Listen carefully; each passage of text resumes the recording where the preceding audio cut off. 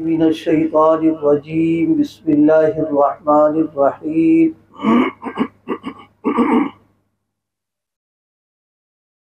व इन तुतीऊहु तहतदू सदक़ल्लाहु मौलानल अज़ीम।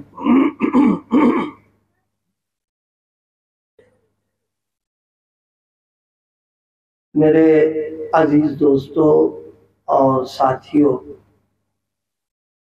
अल्लाह पाक का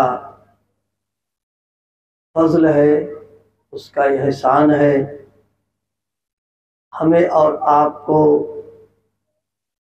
सीरत पाक और इस्लाह मुआशरा के उन्वान पर होने वाले प्रोग्राम में हाज़िरी की तौफीक अता फरमाई और हज़रात उलमाए किराम से, बिलखुसूस हमारे भाई मौलाना अब्दुल जब्बार साहब से अभी आपने बड़ी मुफीद और बड़ी कीमती बातें सुनी हैं। अल्लाह पाक उन बातों को कबूल फरमाए, अमल करने की तौफीक अता फरमाए। इस इलाके में याद मुझे पड़ रहा है, तकरीबन 15-16 साल पहले, ये जगह नहीं इसके इस तरफ मेरा आना हुआ था और एक दीनी ज़रूरत से मैं आया था यहाँ। हमारे वो जो अजीज़ हैं मौलाना मुरसलीन बने, उनसे पूछा तो उन्होंने अपनी याददाश्त में बताया कि शायद यहाँ एक बार प्रोग्राम हुआ है, लेकिन मैं उसमें नहीं आया था। वो दीनी ज़रूरत इस इलाके में आने की पेश आ गई थी। अभी मौलाना जिक्र कर रहे थे फितनों का, उन्हीं फितनों के ताल्लुक से हरदोई और लखनऊ रोड पर जो छोटे छोटे गांव और जहां चंद आबादियां थी, मेरे शेख अल्लाह पाक उनकी कब्र को नूर से भरे, उनकी आखिर हयात में कादियानियत का मसला फैल रहा था यहाँ पर। तो उसी ताल्लुक से मुझे यहाँ करीब में आना की ज़रूरत पड़ गई थी और अल्लाह की मेहरबानी, और उससे मेरा अपना कोई वो नहीं था, ये तो मेरे शेख की तवज्जुहात रही, उसकी बुनियाद पर वो कादियानी जो है आया हुआ था, इत्तिफाक से मिल गया।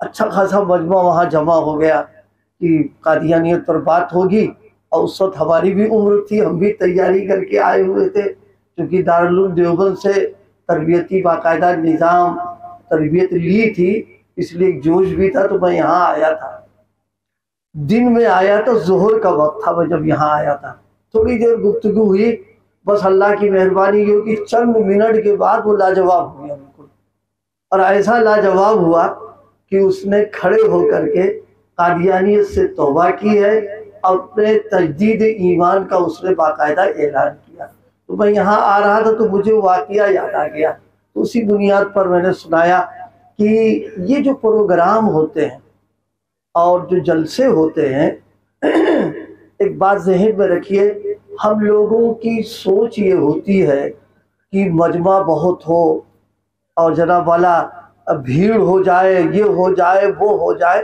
ठीक है, ये सब चीज़ें तो अपनी जगह पर है, लेकिन असल चीज़ क्या है कि जो प्रोग्राम किया जाए उस प्रोग्राम में अल्लाह और अल्लाह के रसूल, कुरान, शरीयत और सुन्नत की बातें सुनने वाले चाहे थोड़े ही हों, लेकिन वो इस नीयत से सुने कि हम सुन करके अपनी जिंदगी उस सांचे में ढालेंगे। अगर इस नीयत से बैठकर एक आदमी भी अमल के लिए अगर तैयार हो गया, वो जलसा कामयाब हो गया। लेकिन अगर कोई प्रोग्राम जिसमें सैकड़ों हजारों लोग आ रहे हैं और मजमा है, भीड़ लगी हुई, सारे इंतजामात हैं, लेकिन बस बयान हो गया, बयान होने के बाद जैसे कब्रिस्तान में तकरीर हो, कोई टस से पस ना हो, कोई अमल का इरादा ना हो, कोई अंदर तब्दीली ना हो, तो जाहिर सी बात है हमारी जाहिर नजरों में तो कामयाब है वो, लेकिन हकीकत यह है कि वो नाकामी की बात हो जाती है। इस बुनियाद पर आप सब हजरात ये इरादा करो कि इंशाअल्लाह जो बातें सुन रहे हैं हम अमल करेंगे, अपनी जिंदगी में तब्दीली पैदा करेंगे और अपने आप को नबी पाक सल्लल्लाहु अलैहि वसल्लम के लाई हुई जिंदगी पर ढालेंगे और रंग अपने ऊपर चढ़ाएंगे, ये नियत करके बैठे आप। देखिए सीरत का जलसा हो रहा है, मैं बहुत इख्तिसार के साथ चंद बातें अर्ज करना चाहता हूँ। सबसे पहली बुनियाद, नबी पाक सल्लल्लाहु अलैहि वसल्लम की जिंदगी का सबसे नुमाया पैगाम और आपकी जिंदगी का पहला प्रोग्राम, इंसानियत के सामने सबसे पहली जो चीज आपने आकर के पेश की है वो ये कि हर इंसान अपने दिमाग में, दिल में इस बात को बिठा ले कि इस कायनात का बनाने वाला और इस कायनात के निज़ाम का चलाने वाला और सफ़ेद और सियाह का मालिक सिर्फ अल्लाह की ज़ात है। वही करता धरता है, उसके अलावा चाहे कोई वली हो, चाहे कोई पीर हो, चाहे कोई फकीर हो, कोई इख्तियार नहीं है।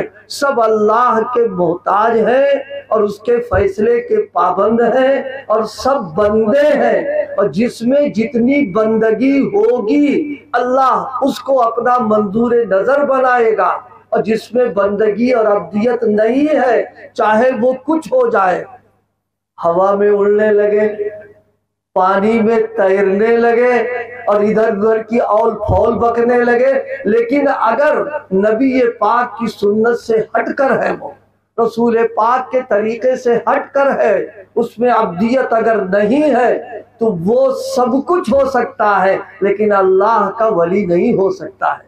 अल्लाह का मकबूल बंदा तो बड़ी बात है, वो मुसलमान भी नहीं हो सकता। मुसलमान के लिए सबसे बुनियादी चीज अकीदों का दुरुस्त होना। मैं थोड़ी सी वजाहत करूं इसकी।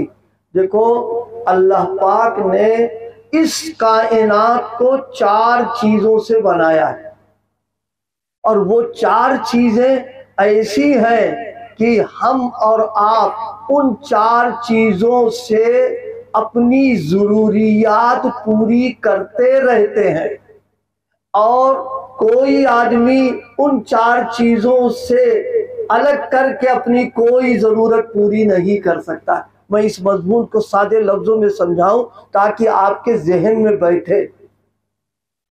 अल्लाह पाक ने किन 4 चीजों से इसको बनाया, पूरी दुनिया को, हमको, हमारी जरूरियात को चारों के साथ अल्लाह ने जोड़ दिया। सबसे पहली चीज पानी है। आप ये बताओ क्या पानी के बगैर हम जिंदा रह पाएंगे? पानी के बगैर जिंदगी गुजार सकते हैं? जी नहीं, पानी के बगैर जिंदगी नहीं गुजारेंगे। इंसान के जिस्म में पानी जिस दिन कम पड़ जाता है तो उसका ढांचा चुरमुराने लगता है, और डॉक्टर कहते हैं कि पानी की कमी तुम्हारे जिस्म के अंदर हो गई है, लिहाजा बोतल चढ़वाओ, दवाई इस्तेमाल करो ताकि तुम्हारे जिस्म के अंदर पानी है। ये है कि नहीं? अरे यही तो पानी है जो जनाब वाला हम और आप कभी अपने नाक के नथनों से बाहर निकाल देते हैं, कभी मुंह से थूक की सूरत में निकाल देते हैं, कभी और शक्लों के अंदर निकालते हैं। तो पानी हमारी जिंदगी के लिए जरूरियात में से। अच्छा आप ये बताइए, बगैर पानी के खेत में कुछ काम बनेगा? जी नहीं। बाग में कोई काम बनेगा? बगैर पानी के नहीं बनेगा। ये जो कपड़े पहने बैठे हुए हैं, ये कपड़े भी तो सूत से तैयार होते, वो रुई होती, उसकी काट होती, उसको भी तो पानी की जरूरत है। और अल्लाह पाक ने तो हमको पानी से पैदा ही किया है। अल्लाह पाक ने हमको पानी से पैदा किया। ये अलग बात है वो पानी नापाक है, गंदा, लेकिन है पानी। तो हमारा वजूद, हमारी जरूरियात पानी के साथ जुड़ी हुई है। एक दूसरी चीज, अल्लाह पाक ने मिट्टी से कायनात को भी बनाया और हमको भी बनाया, और बगैर मिट्टी के कोई काम नहीं चलेगा। कि भाई मकान अगर बनवाना हो तो हवा में बनाओगे क्या? जमीन में बनाएंगे, मिट्टी को तभी तो बनाएंगे उसके ऊपर हम। अच्छा गल्ला पैदा करना है, फल फ्रूट पैदा करना, सब्जी पैदा करना, कहाँ करेंगे? जमीन और मिट्टी के अंदर पैदा करेंगे। ये हमारी जरूरियात की चीजों में है। इसी तरीके से तीसरी चीज है हवा। अल्लाह पाक ने हमारी जिंदगी की जरूरत हवा, अगर सांस अभी बंद हो जाए ये सांस हवाई तो है, आ रही जा रही है। किसी ऐसे कमरे में बंद कर दें जहां बाहर की हवा ना आ रही हो तो घुटन महसूस होगी कि नहीं होगी उसमें। ये हवा भी हमारी जरूरियात में से है। और आखिरी चीज है आग, गर्मी। ये बदन की जो गर्मी है ये आग का असर है ये। और जिस दिन ये ठंडा पड़ जाए डॉक्टर कहेंगे ले जाओ इनको कब्रिस्तान पहुंचा दो ले जा करके। अरे होता नहीं होता। आग न हो तो खाना काहे को पकाएंगे, आग ना हो तो चाय कहाँ से बनेगी, आग ना हो तो ये वलीमा ये अकीका ये सब कहाँ से होगा, ये आग ही से। चाहे वो आग लकड़ी की हो, चाहे गैस की हो, चाहे बिजली की हो, 12 लाख की जरूरत। ये 4 चीजें हैं जी आपको समझाने के मैंने सादे लफ्जों में अर्ज किया है कि अल्लाह ने दुनिया का निजाम, दुनिया को पैदा किया 4 चीजों से और इन चारों चीजों को हमारी जरूरियात के साथ जोड़ दिया। और मजे की बात क्या है, मजे की बात यह है इन्हीं 4 चीजों से अल्लाह ने जब चाहा हमको सजा भी दी है। इसी में कभी सोचा आपने जब अल्लाह पाक ने कौम नूह को बर्बाद करना चाहा तो पानी का अजाब आया नहीं आया। फिरौन को अल्लाह पाक ने जब सजा देना चाहा तो पानी में डुबा के रखा कि नहीं रखा अल्लाह पाक ने। अल्लाह पाक ने कौम आद और कौम समूद को तबाह करना चाहा तो मुसलसल कई दिन तक ऐसी तूफानी हवाएं आई हैं कि दरख्तों को उखाड़ करके फेंक दिया है, उनके घरों को बर्बाद करके अल्लाह पाक ने रखा है। तो सारी और अल्लाह पाक को ने मट जमीन को अजाब जब कारून को और लोगों को धसाना चाहा तो जमीनी में तो अल्लाह पाक ने धसाया। जरूरियात को भी अल्लाह पाक ने इन चारों से जोड़ा है। हमारी जिंदगी इन्हीं से पूरी हो रही और जब सजा देने में आते तो इन्हीं चारों से सजा भी अल्लाह पाक दे दिया करते। लेकिन मामला क्या है, नबी पाक सल्लल्लाहु अलैहि वसल्लम ने दुनिया को आके पैगाम दिया कि देखो देखो ये पानी, ये मिट्टी, ये हवा, ये आग कुछ नहीं है, सब करने वाली जात अल्लाह की है। अल्लाह अगर चाहेगा तो इन चारों के जरिए से तुमको नफा मिलेगा और अल्लाह अगर नहीं चाहेगा तो तुमको नुकसान पहुंच जाएगा। अल्लाह अगर चाहेगा तो इनसे फायदा होगा और नहीं चाहेगा तो हमको नुकसान हो जाएगा। इसी बुनियाद पर अजान में 4 मरतबे अल्लाहु अकबर का ऐलान किया जाता है। करते नहीं करते अजान 4 मरतबे, क्यों? अल्लाह ये बताना चाहता आग बड़ी नहीं अल्लाह की जात बड़ी है, पानी बड़ा नहीं है अल्लाह की जात बड़ी है, हवा नहीं बड़ा अल्लाह की जात बड़ी है, मिट्टी और जमीन नहीं बड़ी अल्लाह की जात बड़ी है। ज्यादा मुसलमानों ईमान वालों इसके सामने अपनी पेशानी को मत टेकना, पेशानी अगर टेकना तो अल्लाह के सामने टेकना जिसने इनको पैदा भी किया और नफा नुकसान भी इनके कब्जे में अल्लाह को रखा। नबी पाक सल्लल्लाहु अलैहि वसल्लम ने पैगाम दुनिया को ये दिया कि दुनिया की चीजों से पर एतमाद और भरोसा नहीं, एतमाद अल्लाह की जात पर करना चाहिए कि अल्लाह के कब्जे में सब कुछ है। मुझे याद आया एक मौके पर हजरत नबी करीम सल्लल्लाहु अलैहि वसल्लम आराम फरमा है, सफर से आ रहे, सहाबे किराम आपके साथ में है और आप सल्लल्लाहु अलैहि वसल्लम के आराम का वक्त है। सहाबा का मामूल ये था जब सहाबे किराम आपके साथ होते तो जो दरख्त सायेदार होता, आराम और राहत का होता, वो आपके लिए मुंतखब करते कि आका आप यहाँ आराम करें, खुद दूसरी जगह चले जाते। नबी करीम सल्लल्लाहु अलैहि वसल्लम आराम फरमाए, सफर की हालत है, एक शख्स पीछे लगा हुआ मौके की तलाश में है और वो इस इंतजार में है कि ये अकेले मिले, मौका मिले, काम साफ कर दे, हाथ पैर दे उनके ऊपर। साहबे किराम दूर बैठे हुए, आप सल्लल्लाहु अलैहि वसल्लम एक दरख्त के साए में आराम फरमा।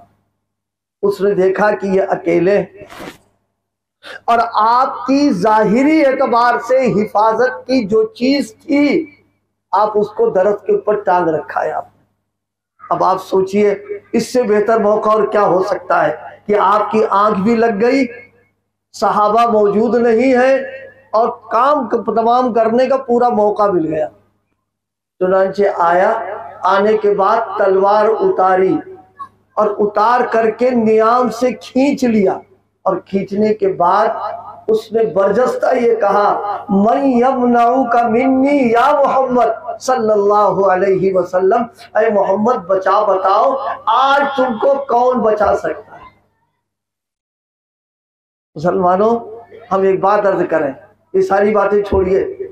आदमी जिस वक्त नींद में होता है न उसका जहन काम करता है न दिमाग काम करता है, गफलत की हालत होती नहीं होती। और अचानक अगर आंख खुल जाए तो थोड़ी देर तक तो जहन काम ही नहीं करता है। लेकिन नबी का दिमाग और नबी का जहन हम लोगों की तरीके से नहीं होता है। नबी बज़ाहिर सोता है लेकिन दिल उसका बेदार रहता है, दिल उसका जागता रहता है। अल्लाह पाक उस हालत में भी अपना पैगाम उसको देते हैं। अगर वो गफलत के साथ सोएगा तो पैगाम को कैसे लेगा।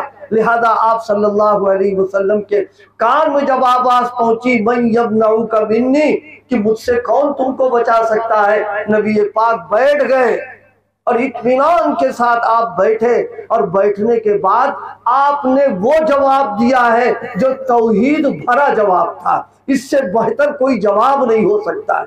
लेकिन उस जवाब को सुनाने से पहले थोड़ा अपने आप को टटोले कि हमारा क्या है। रसूल पाक की जिंदगी का और सीरत का सबसे पहला सबक, सबसे पहला पैगाम और इंसानियत के लिए सबसे पहला तोहफा जो है वो यही है कि अल्लाह एक है, उसके साथ कोई शरीक नहीं। आपने फरमाया इत्मीनान के साथ अल्लाह।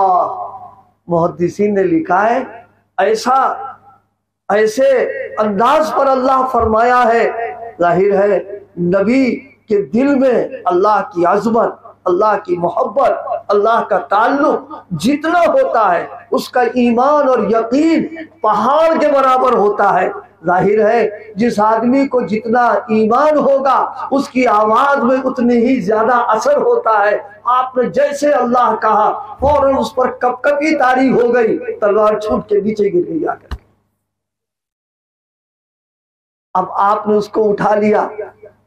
थोड़ी देर के लिए सोचो अगर हम और आप होते और हमसे कोई पूछता तो हम क्या कहते।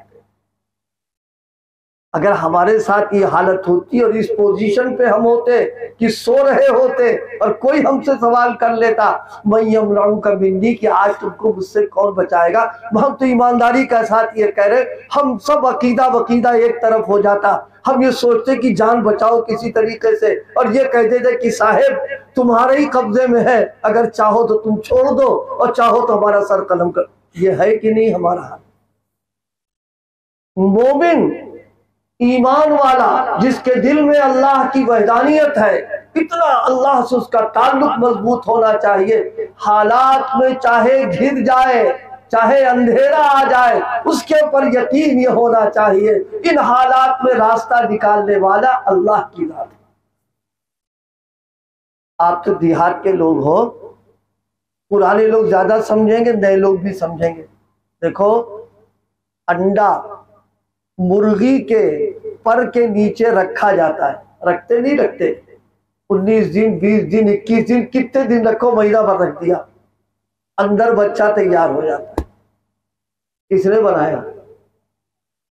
पानी था, सब पानी, अंडे के अंदर पानी है, कोई सफेदी की शक्ल में है और कोई जो जनाब वाला जर्दी की शक्ल में है कि नहीं, लेकिन अल्लाह की कुदरत है, चारों तरफ से बिल्कुल बंद है, निकलने का कोई रास्ता नहीं है। लेकिन अल्लाह रब है, वो बता रहा है कि पालने वाली जात हमारी है, हमारे पालने के लिए हम जाहिरी असबाब के मोहताज नहीं है, हम चाहेंगे तो बगैर उसके पाल देंगे उसको। सबक क्या निकल रहा है वो मैं अर्ज करना चाहता हूँ। सबक ये निकल रहा, बच्चा मुर्गी का अंडे में है, रास्ता कोई नहीं है, अंधेरा है, लेकिन उसको भी अल्लाह के ऊपर भरोसा है, और भरोसा करके चोंच से अपना मारता है, छिलका अलग हो जाता है और चूजा बाहर आ जाता है। ये हमको बता रहा है कि देखो, मुझसे सबक हासिल करो कि अंधेरे में फंसे हुए निकलने का कोई रास्ता नहीं है, लेकिन हिम्मत की उस पर एतमाद करके हमने चोंच मार दी, मेरी जिंदगी बाहर आ गई और जिंदा हो गए हम। ये मुवहिद का पैगाम के लिए पैगाम है। हालात कुछ हो जाए, कैसे भी हो जाए, अल्लाह से ताल्लुक, अल्लाह पर एतमाद, अल्लाह का भरोसा और उसकी वहदानियत को मजबूती के साथ पकड़े रहना, जर्रा बराबर भी लग़ज़िश नहीं होना चाहिए। आज हमारा हाल क्या है? हमारा हाल ये है, उड़ती हुई धूल हो और कोई कह दे मन्नत मांग लो तो तुम्हारी मन्नत पूरी हो जाएगी। को कह दो गोद नहीं भर रही, एक दो हम तैयार हो जाएंगे उसके लिए। नहीं, न हवा में कोई ताकत है, न खटकते हुए पत्ते में कोई ताकत है, सिर्फ अल्लाह की जात है। इसीलिए एक मोमिन का अकीदा अल्लाह हमको भी अता फरमाए, आपको भी अता फरमाए कि इस कायनात में जो जिंदा है वो, जो जमीन के नीचे जा चुके हैं वो, जो दो टांग वाले हैं, चार टांग वाले हैं, जो उड़ने वाले हैं, जो चलने वाले हैं, जो रेंगने वाले, कोई इबादत के लायक नहीं है। इबादत के लायक अगर कोई जात है तो अल्लाह पाक की जात है। याद आई रिवायत सैयदना हजरत इब्राहीम अलैहिस्सलातु वस्सलाम, मशहूर वाकया। हजरत इब्राहीम अलैहिस्सलातु वस्सलाम को दहकती हुई आग में डाल दिया गया, डालने की तैयारी हो रही है, और वो आग, मुफस्सिरीन ने भी लिखा, मुअर्रिखीन ने भी लिखा है कि ऐसी आग कभी जलाई नहीं गई है जो हजरत इब्राहीम के लिए पूरी तैयारी के साथ आई थी। वक्त आ गया हजरत इब्राहीम अलैहिस्सलाम को आग में डालने का। फरिश्तों ने अल्लाह से अर्ज किया कि अल्लाह, ये आपके खलील, आपके महबूब ये आग में डाले जा रहे हैं। अल्लाह पाक ने फरमाया, अच्छा तुम क्या चाहते हैं? कहा हम कुछ नहीं चाहते, हम ये चाहते हैं कि आप इजाजत दे दें, हम जाके उनकी मदद कर दें, और कुछ नहीं चाहते। फरमाया जाओ मदद करो। फरिश्ते आए, और आने के बाद जनाब वाला हवा का फरिश्ता, पानी का फरिश्ता अपनी खिदमत पेश कर रहा है कि आप कहें हम सब खत्म कर दें। हजरत इब्राहीम बिल्कुल खामोश, कोई जवाब नहीं दे रहे, कोई जवाब नहीं दे रहे हैं। अब जी कोई जवाब नहीं दे रहे, तो हजरत जिब्रील अलैहिस्सलातु वस्सलाम ने कहा, ऐ खलील, अरे जवाब तो दो, तुमसे फरिश्ते अपनी खिदमत पेश कर रहे हैं कि हम तुम्हारी खिदमत करने के लिए आए हैं, क्या तुमको जरूरत नहीं है मदद की? कहा जरूरत क्यों नहीं, तुम देख रहे हो मैं अकेला और पूरी कौम एक तरफ है, और मेरी जान की दुश्मन मुझे आग में डालने जा रही है, मुझे तो जरूरत है, तो फिर क्यों नहीं मांगते मदद? बड़ी प्यारी बात कही। फरमाया, जिसके लिए गिरने में जा रहे वो देख रहा है, जिसके लिए आग में डाला जा रहा मुझे देख रहा है। जब वो देख रहा है तो मेरी हार्ड लाइन फिट है, वो हमको जाये नहीं कर सकता है। अल्लाह पाक ने उसी वक्त फौरन हुक्म दिया, या नारु कूनी बरदम व सलामन अला इब्राहीम, कि ऐ आग, ये इब्राहीम तुम्हारा लुकमा नहीं है, मेरी अमानत है। तुम्हारा लुकमा तुम जला दो नहीं, ये मेरी अमानत है, तुमको इनकी हिफाजत करना है, इनको जाये मत करना। और क्या फरमाया, तू बरदम व सलामन, ठंडी बन जाना, इतना ठंडक न पैदा कर देना कि उसके अंदर बिल्कुल ये जम जाए, ये सलामती के साथ रहे। ये अल्लाह ने दुनिया को बताया कि देखो, अल्लाह से ताल्लुक मजबूत जब होता है तो फिर अल्लाह पाक उसकी हिफाजत किया करता है। जब तौहीद मजबूत होती है, पुख्ता होती है। और एक बात याद रखिए, हम कहने को तो मुवहिद है, लेकिन तौहीद का तौहीद हमारी उस वक्त आएगी जब इम्तिहान का मौका होगा, जब आजमाइश का मौका होगा, जब हालात मिजाज के खिलाफ होंगे, उस वक्त अगर हम जमेंगे, उस वक्त फिर अल्लाह पाक की नुसरत आती है। तौहीद का तकाजा रसूल पाक की इत्तिबा करना है। ये बात खूब समझ लीजिए। कोई आदमी अगर मुवहिद है और अल्लाह को एक मान रहा है, अल्लाह को एक जान रहा है, अल्लाह पर यकीन कर रहा है, तो उसका तकाजा ये है कि नबी पाक की इत्तिबा की जाए, उनकी इक्तिदा की जाए, आपकी एक एक सुन्नतों पर अमल किया जाए, आपकी एक एक अदाओं को जज्ब करके अपनी जिंदगी सुन्नत के मुताबिक बनाई जावे। ये है तौहीद का तकाजा।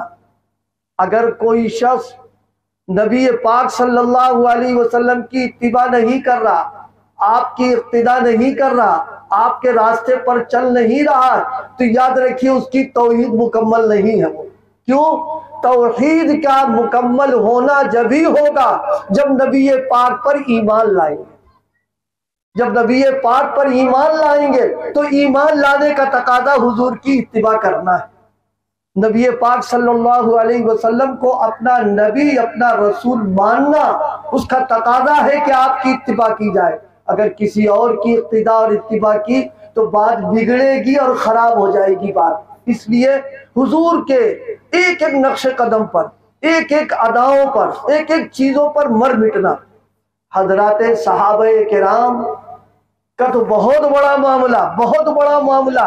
हमने अपने जिन बुजुर्गों को, इस गुनहगार आंखों ने अपने जिन बुजुर्गों की जियारत की है, उनकी जिंदगी में अगर कोई चीज थी तो इत्तिबाए सुन्नत है।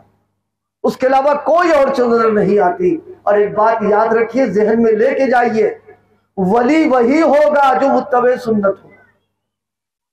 अगर कोई शख्स सुन्नत के खिलाफ जिंदगी गुजार रहा है, उसको वली हरगिज नहीं कहा जाएगा। अल्लाह पाक ने विलायत का रास्ता इत्तिबाए सुन्नत को करार दिया है कि मेरी सुन्नतों पर जो अमल करेगा रसूल पाक की, वो अल्लाह का वली बनेगा। सुन्नत के खिलाफ अमल करने वाला, सुन्नतों का मजाक उड़ाने वाला, सुन्नतों का जनाजा निकालने वाला, जानबूझकर सुन्नतों को पामाल कर देने वाला, वो कभी भी अल्लाह का वली नहीं बन सकता है। अल्लाह का वली वो बनेगा जिसकी शक्ल सूरत नबी पाक की शक्ल सूरत से मिलती जुलती होगी, जिसकी जिंदगी में हुजूर का रंग होगा, जिसकी जिंदगी में हुजूर की इत्तिबा होगी, और जो जितना ज्यादा आपके तरीके पर चलने वाला होगा वो उतना ही ज्यादा नबी पाक सल्लल्लाहु अलैहि वसल्लम की सुन्नतों का आशिक होगा और अल्लाह का महबूब होगा। वो पर अभी मौलाना अब्दुल जब्बार साहब एक वाकया सुना रहे थे, हम हजरत का वाकया खुद सुनाए। हजरत वाला अलैहि रहमा के सिलसिले में दो वाकये सुनाए आपको। एक मर्तबा मैं हजरत के साथ सफर कर रहा था। हजरत ने कपड़े तब्दील किए। आप इतने लोग बैठे हो, बुरा ना मानना। अगर आज हमसे कोई पूछ ले कि हुजूर अलैहि सलातु वस्सलाम पायजामा, लुंगी, पैंट पहनने का सुन्नत तरीका क्या है, कोई बता सकता है? हम मुसलमान हैं लेकिन हमको नहीं पता। नबी पाक सल्लल्लाहु अलैहि वसल्लम जूता पहनते थे, कैसे पहनते थे?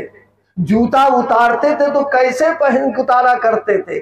आप सल्लल्लाहु अलैहि वसल्लम इस्तिंजा जाते तो कैसे जाया करते थे? फिलिश में कैसे जाते थे? आप पानी पीते तो कैसे पीते थे? खाना खाते तो कैसे खाते थे? हम है तो मोहब्बत करने वाले, लेकिन महबूब की अदाओं से हम वाकिफ नहीं है।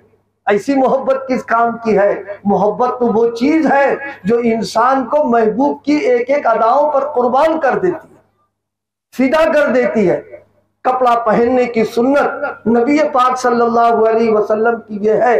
कान रसूलुल्लाह सल्लल्लाहु अलैहि वसल्लम युहिब्बुत तयम्मुन, मेरे आका दाहिनी तरफ से कपड़ा पहनना, कंघी का करना, जूते का पहनना आप पसंद किया करते। क्या मतलब? अगर जूता चप्पल पहने पहले सीधे पैर में, उतारे पहले उल्टे पैर से, घर जाइए पहले सीधा पैर दाखिल कीजिए, घर से बाहर निकलिए पहले उल्टा पैर आप निकालिए। कपड़ा पहनना है पहले दाहिने पैर में, दाहिने हाथ में लाइए, उतारना है तो पहले बाईं तरफ से। कुछ मेरी बात समझ में आई नहीं आई? ये बुखारी की मैंने रिवायत पढ़ी है। काना रसूलुल्लाह सल्लल्लाहु अलैहि वसल्लम युहिब्बुत तयम्मुन, कंघी कर रहे हैं मेरे आका, पहले दाहिनी तरफ से करते थे, फिर बाईं तरफ किया करते थे। दाढ़ी मुबारक पर पहले दाईं तरफ होता था, पहले फिर बाईं तरफ करते थे। आज हमारा क्या हाल है? माफ करना नौजवान ही बैठे हुए, आज तो हम हीरो की नकल उतारते हैं, हमारी बहनें माएँ हीरोइन की नकल उतारते हैं और कहते हैं हीरो को जितना नकल उतार लेंगे दुनिया हमको अच्छी नजरों से देखेगी। याद रखिए, मुसलमानों के लिए जिल्लत है, ये मुसलमानों के लिए जो जवाल की बात है, मुसलमानों के लिए बदबख्ती की बात है कि हुजूर के मुकाबले पर दूसरे के तरीके को अपनाना। क्या हम कंघा जब देखते हैं कभी ये ख्याल आया कि रसूल का चेहरा कैसा था और हमारा चेहरा कैसा बना हुआ है? हुजूर के बाल कैसे थे, हमारे बाल कैसे हैं? मुसलमानों, कल कयामत के दिन अगर अल्लाह पाक की अदालत में हुजूर भी मौजूद होंगे और हम भी हाजिर होंगे, और होना तो है ही है, कोई नहीं बच सकता चाहे कितना बड़ा कोई हो जाए। अगर कयामत के दिन अल्लाह पाक ने सिर्फ यही हमसे सवाल कर लिया कि मेरे महबूब के चेहरे में नऊज बिल्ला तुम्हें क्या कमी महसूस हो रही थी, उनके अंदर नऊज बिल्ला क्या आए महसूस हो रहा था कि तुमने अपना चेहरा फासिकों वाला, जिन पर हमारा गजब हो रहा, जिन पर हमारी लानत हो रही, तुम अपना चेहरा वैसा बनाते थे और सुबह उठ करके उस्तरा फेरते थे। नबी के चेहरे में तुमने क्या कमी देखी और तुमने हमारे महबूब जैसा चेहरा नहीं बनाया है? क्या जवाब देंगे? कोई जवाब नहीं बन पड़ेगा। न वहां ये कह पाएंगे कि बेगम को चेहरा अच्छा नहीं लगता था, हमारे दोस्तों को अच्छा नहीं लगता था, हमारे माशरे वो चीज अच्छी नहीं थी। याद रखिए, ये सब कुछ नहीं है। अगर नबी पाक की मोहब्बत दिल में है तो चेहरा हुजूर वाला बनाना पड़ेगा, ताकि कयामत के दिन आका जब देखें खुश हो जाए मेरा उम्मती आया। आप देहात के लोगों, हम आपसे एक बात पूछे, कितना तुम बस है? अच्छा, मैं आपकी बात समझाना चाह रहा था। आपके यहाँ माशाल्लाह बाग होगा, हम तुमसे फलवल नहीं ले रहे, लेकिन बताओ डर रहे हो कहने में भी कैसा ना हो कि मौलाना कह दे अब से आधा हमें पहुंचा देना।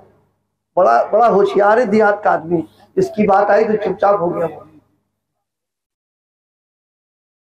एक बात ये बताओ, ईमानदारी से, आम का बाग हो और आम लगे हो और कोई तोड़ ले जाए, तोड़ने दोगे? हम तो अखबारात तो पढ़ते, उसकी खैरियत नहीं, इतना मार लगाते कि जान ले लेते हैं। ठीक है, कोई मसला नहीं, जो बात कह रहा हूं गौर से सुनना। हम कोई पेशावर मुकर्रिर नहीं है, ये तो बेचारे बुला लाए, बुजुर्गों की बातें सुना रहे, बस बात खत्म कर देंगे मुद्दे। लेकिन इसको सोचना बैठ के तन्हाई में। बाग आपका है, आपकी जमीन में है, आपने मेहनत की है, पानी दिया, धुलाई कराई, उसकी हिफाजत की, बाग लग गया, फल आ गया। अब कोई तोड़ता है तो आपको गुस्सा बिल्कुल इतना आ जाता है जो बर्दाश्त से बाहर हो जाता है। अरे होता नहीं होता, दौड़ा करके भी उसको मारते हैं, और कहीं कमजोर पड़ गया तो घर वालों की भी खैरियत नहीं, सब करते हैं ना। ठीक है, थोड़ी देर के लिए मुसलमानों जरा ये सोचो कि जैसे जमीन हमारी, ये जिस्म किसका है? अरे बोल तो दो, बहुत संभल के बोल रहे हो कि मौलाना रसीद आके कटवा दे खोल करके, कि अच्छा रसीद में कुछ कटवा ही लो ताकि कुछ छुट्टी मिले। कोई मसला नहीं, इसको गौर से सुनो। जमीन के हम मालिक हैं, बाग हमने किया। हकीकत यह है कि ना हम मालिक है ना बाग लगाने वाले हैं, तो सब उन्होंने किया, बस हमारा थोड़ा नाम हो गया। अच्छा, हमारे बाग में कोई फल तोड़ ले जाए तो बस बर्दाश्त से बाहर हो गए। और इस चेहरे पर ये जो बाग है किसका लगाया हुआ है? कभी सोचा? अरे कभी सोचा जवानों, ये बाग, कहते मौलाना साहब बूढ़े हो जाएं तो देखेंगे। अच्छा, ये बुढ़ापे की उम्र जो नाकारा इंतहाई दर्जे की होती है वो अल्लाह के लिए, और ये भरपूर जवानी जिसने दे रखी है ये किनके लिए? चुड़ैलों पर कुर्बान करने के लिए, गैरों पर फिदा करने के लिए। हमको शर्म नहीं आती कि हमारे खेत में पका खेत लगा हो, कोई काट ले जाए, हमको बर्दाश्त नहीं होता। हमारा फल कोई तोड़ करके ले जाए, हमको बर्दाश्त नहीं होता है। और सुबह सुबह उठ करके 1 कोट और 2 कोट, अब बूढ़े गाल फुला फुला के तीसरा कोट लगाते हैं। अल्लाह को कितनी तकलीफ होती है, कितनी अजियत होती होगी। सोचो, हमारा फल टूट गया, हम बिल्कुल आपे से बाहर हो गए, और तोड़ने वाले उसके घर वालों तक की खबर ले लेते हैं। और अल्लाह पाक को जो गुस्सा आता होगा, अगर एक बार भी उसका जलाल मुतवज्जे हो जाए तो पूरी कायनात का वजूद खत्म हो जाएगा, कोई बर्दाश्त न कर सके।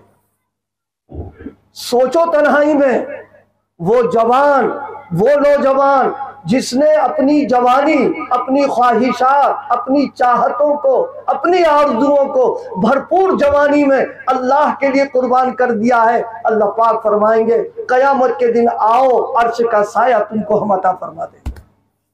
और हम क्या कर रहे हैं, हम क्या कर रहे हैं? हमारा हाल अल्लाह महफूज फरमा ले। बस मैं तो ये अर्ज कर रहा था, कान रसूलुल्लाह सल्लल्लाहु अलैहि वसल्लम युहिब्बुत तयम्मुम, हुजूर अलैहिस्सलातु वस्सलाम पसंद किया करते थे दाहिनी तरफ। कितना होता था। हजरत मुजद्दिद अल्फसानी, मुजद्दिदो मुनव्विर अल्फसानी शेख अहमद सरहिंदी अल फारूकी, जिनका हम सब की गर्दन पर एहसान है, और ये जो ईमान की नेमत हमको इस वक्त यहाँ मिल रही है, ये उनकी कुर्बानियों का नतीजा है। एक तारीख है, मैं उसको नहीं दोहराना चाहता। हजरत का हाल ये था, जब वजू करते तो पहले दाहिना रुखसार धुलते और फिर बायां धुलते। हमें पता ही नहीं दायां बायां क्या होता है, इसलिए कि हम तो मौरूसी मुसलमान हैं, चाहे जिस तरह से रहे। नहीं, काना रसूलुल्लाह युहिब्बुत तयम्मुम, हुजूर अलैहिस्सलातु वस्सलाम दाहिनी तरफ को पसंद करते। मैं जिक्र कर रहा था अपने शेख का वाकया। सफर में था, कपड़ा उतारने का मसला, पायजामे का। जिन लोगों ने हजरत को देखा है और हजरत के नज़्म इंतजाम को देखा है, वो जानते होंगे अच्छों की हिम्मत नहीं पड़ती थी वहां खिदमत करने की। अब सफर में थे, जाहिर सी बात है खिदमत करना हम था ही उसमें, हमारी सादत थी, हम कर रहे थे। जब कपड़ा उतारने का मसला आया तो जल्दी में और हड़बड़ाहट में बजाय उल्टे पैर से पायचा निकालने के सीधे पैर से मैंने निकाल दिया। हजरत चेहरा बदल गया बिल्कुल। वो ऐसा मालूम हुआ कि कोई बहुत बड़ी गलती हो गई।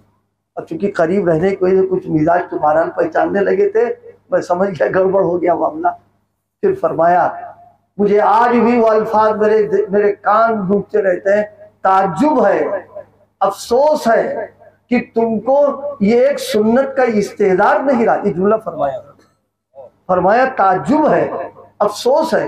जाहिर है साथ रहना था, पढ़ाया है और तुम्ही की सरपरस्ती में काम कर रहे, ताज्जुब है, अफसोस है कि तुमको एक सुन्नत नहीं इस्तेदार हो सका। फरमाया कपड़ा उतारना चाहिए तो पहले उल्टी तरफ से उतारना चाहिए, और तुमने सीधी तरफ से उतार दिया। ऐसे नहीं मोहिब सुन्ना बन गए।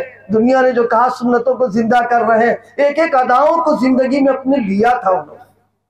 उलमा तशरीफ फरमा है, ज्यादा हिम्मत मेरी नहीं पड़ी, लेकिन मैं अर्ज कर दूं, किताबों में जिंदगी गुजारने का मसनून तरीका जो लिखा हुआ है और वजू का जो तरीका लिखा हुआ है, आप मेरे ऊपर एतमाद अगर कर लें तो हजरत मोहिउस सुन्ना का वजू और किताब का लिखा हुआ दोनों एक मालूम होता था, कोई फर्क नहीं महसूस होता था उसमें।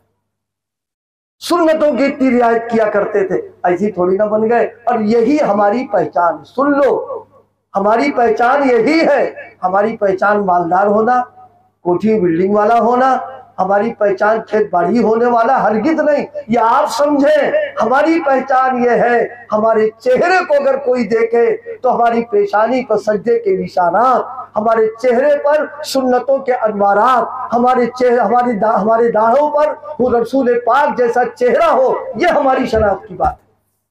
अल्लाह पाक हम सबको अकीदों से भी मजबूत कर दे और इत्तिबाए सुन्नत मजबूत कर ले। ये पैगाम है नबी पाक सीरत का। दो चीजें मैंने अर्ज कर दी, अकीदे का दुरुस्त होना और हुजूर की इत्तिबा करना। ये दो चीजें अगर जिंदगी में आ जाएंगी तो अल्लाह पाक हमारी ऐसी हिफाजत करेगा आप सोच नहीं सकते। आप सोच नहीं सकते हो अल्लाह कैसी हिफाजत करेगा। देखो ये काहे का दरख्त है, ये नीम का है। आम का तो दरख्त होगा ना भाई। देखो आम का ये दूसरी समझाने के लिए दूसरी बात अर्ज कर रहे हैं। जो आम का दरख्त सूख जाए, न उसमें पत्ते आए, न बौर आए, न फल आए, बताओ उसकी तुम हिफाजत करते हो? कोई नहीं हिफाजत करता। लेकिन जिस आम के दरख्त में जनाब वाला पत्ते भी हैं और उसमें बौर भी आया और उसमें आम भी आ गया, तो उसकी हिफाजत करते हो कि नहीं करते? अरे बोलते तो यारो, करते हो ना। ये गांव वाले बड़े चतुर हैं। हाँ बड़े, हम भैया कुछ बोलो हम समझे कि तुम समझ। एक साथ तो ये सो रहे बैठे सामने, पर हिफाजत करते हो, रात भर हिफाजत करते हो। जब एक इंसान फलदार दरख्त की हिफाजत कर रहा है, इसी तरह ईमान वाला सुन्नतों के रंग में जब रंग जाता है, अल्लाह पाक उसकी हिफाजत किया करता है। एक भी दरख्त होगा उसकी हम हिफाजत करेंगे। एक भी अगर